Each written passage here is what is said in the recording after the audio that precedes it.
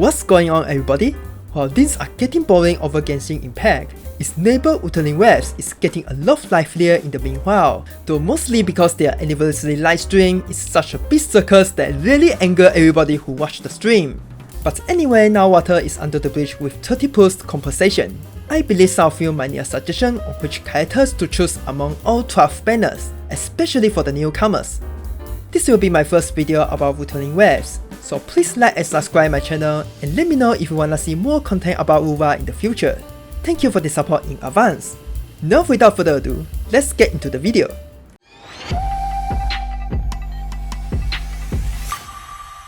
Alright, so first thing first, if you're a new player who have just started the game recently, I strongly recommend you to pull 2 5-star DPS first, which not only makes your early games much more comfortable than using the Havoc rover, but also you can start clearing the monthly challenge as soon as possible. Now for your information, of the hardest content in this game that gives asteroid per month requires 2 different teams at the very least. It's a great source of asteroid income even if you can only manage to clear it partially, so the faster you can beat it, the better. And just from my experience, the fastest way to beat them is to put all your efforts into building your 2 DPS and hard carry the whole team of baby supports. That's how I beat them for the first time. By the way, technically the tower requires 3 different teams, but fortunately only 4 chambers among them possess real challenge, whereas the rest of them can be easily cleared even with just a single Havoc rover.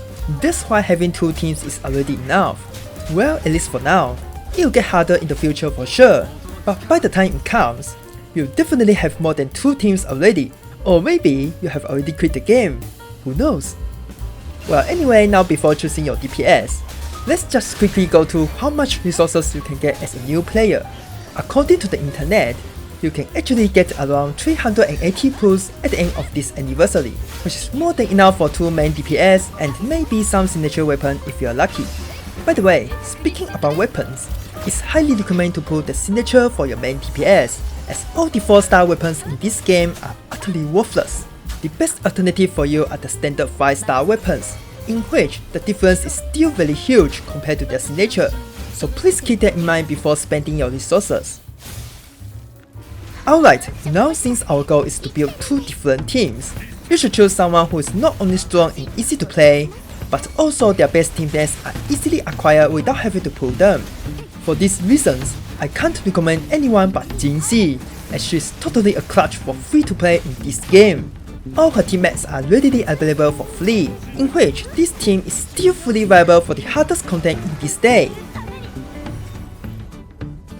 On top of that, she's Brant that easy to play well, as not only she stays on the air out of enemies reach most of the time, but also she's almost immune to all interaction, while having a time stop ability on her nuke when many characters drain off.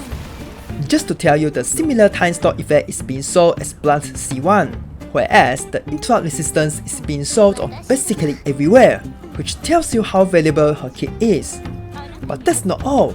She's extremely versatile in choosing her teammates too, as almost everyone can join her team with great effects.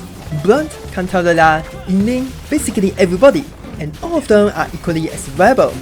So honestly, you can't really find anyone better than her to start the game, except maybe for Camellia, who sadly just had a rerun 10 days ago.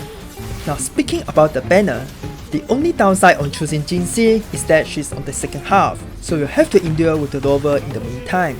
But once you have pulled her, I guarantee it will be a massive improvement to your gameplay. On the other hand, Carlotta also fits the criteria of being a strong DPS that's very easy to play well.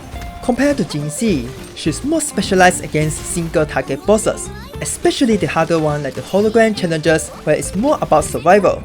Not only she's a ranged unit who attacks from far, but also she's keeping you safe by freezing bosses in place, which is kinda broken to be honest. So if you're looking for a dedicated boss killer, she's definitely the top number 1. Though as trade-off, her team option is a bit more limited compared to Jinhsi, as the best 4-star support for her is Taoqi, who for some reason is on the first half.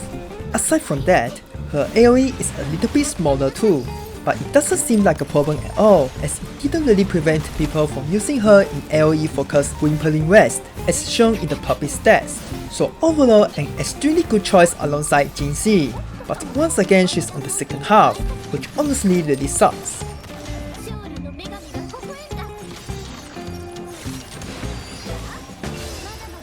Now aside from these two girls, the rest of them are not really that great, especially in early games. Brant is the one I truly want to recommend, as he's literally the one-man army who does all the job by himself, but unfortunately he's just far too obnoxious to build. For your information, Brant needs at least 250% energy regen to even fully function properly, which is borderline impossible to do that without signature, so that's one requirement you have to fulfill. On top of that, if you want to maximize his damage potential, you have to use the fusion damage bonus cost 3, rolling energy regen stats on at least 4 of the 5 pieces, all while rolling the double crit stats along with the others. So by the time you actually manage to do it, you have probably already reached the endgame with many other characters. And even if you do, he's still weaker than most DPS in terms of damage, because after all, he's still a sub-DPS. That's why I don't recommend him for the new players, unless you are planning to pull WUWA in the next version, who's rumored to be the fusion main DPS who relies on Brant's support. Now on the other hand, Phoebe is actually a pretty decent DPS by herself, probably even better than Jinhsi in some cases, but unfortunately she is dragged down by Spectral Rover, who is fully responsible for Phoebe's clunkiness. Long story short, she requires someone to apply the debuff on enemies before dealing damage, in which unfortunately Spectral Rover is the only one who can apply it, who's not that great to play as. Because of that, Phoebe becomes quite powerless when up against multiple waves of enemies, like for example the Whimpering West. That's why I don't really recommend her as your DPS, unless you are pulling her as a support for Zani, which I'll be talking about it later. The one thing I have to mention is that her flying skill is very useful in exploring the old maps, since flying is banned over there for some reason. Well, even though it's the oldest character, Jiyan's AoE is still one of the best in the game, which actually makes him just second to Camellia in terms of strength. However, due to the fact he's completely reliant on burst to deal damage, not only he's pretty uncomfortable to play in the overworld, but also his team is much harder to play well compared to the others. So many things you have to micromanage with this team, especially if your Jiyan has low energy regen, which honestly is a little bit too much for new players. Though if you're willing to learn and practice all the ins and outs of his team, he's definitely still a strong DPS to pull. But what's more important is that for some reason, his best partner Mortavi is on the second half banner, which is just stupid. Honestly, Jiyan without him is basically dead, at least for the majority of us, and that's why I don't recommend him for now, unless you are going to pull another character in the second half. Now for the last main DPS, Xiangli Yao. Well, to be honest, I don't really know him that much, but from what I have seen, he's quite reliant on his burst to deal damage too, which is not a good news like I say. But apparently things are even worse for him, as he's almost completely bound to another 5-star unit in lane without any alternative at all. So honestly, if you're willing to spend 2 5-star for just one team, there are far better options than this combo, which is why I put him as the last choice among DPS. Now as for the rest of the reruns, all of them are sub-DPS who can't hard carry the whole team by themselves, as they are basically a dedicated support for their respective DPS. So pretty good to have, but not exactly a must, since most DPS already works pretty well with 4-star supports. That's why you should only start considering them in the last stage of the game. Now you must have a question, how about the new characters? Aren't the new characters always stronger in the gacha games? Well, yes, you're right, if only the price stays the same.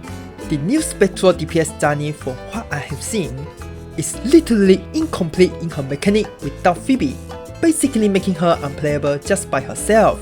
For your information, Kuro games are on a trend of releasing characters that's completely bound to one another, forcing you to put them all together just to have a normal experience. While this isn't anything new as you have seen, it's far more severe with Zani, as there's just no alternative to Phoebe for her. She's basically the top number 1 DPS, but without her, she's not even on the level of Brant, who's just a sub-DPS. The lack of decent 4-star alternative is what truly hurts Zani. Now, the same goes for this Bard, who is 99.9% the dedicated support for Carlotta.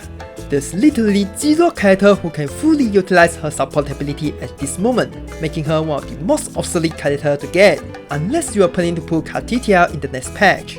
So basically for these newer characters, you have to prepare to pull the entire team, otherwise they are basically worthless by themselves alone, which is why I don't recommend it for new players. But still, if you can truly afford it, these combos are gonna be a lot better than the others, especially the elo teams with Carlotta, as she's one of the most anticipated characters in the game. Maybe that's why they dare to design Ciaccona in the current state. Now at last, before we forget, Shorekeeper is now still available for pull, who is the only universal support that everyone needs.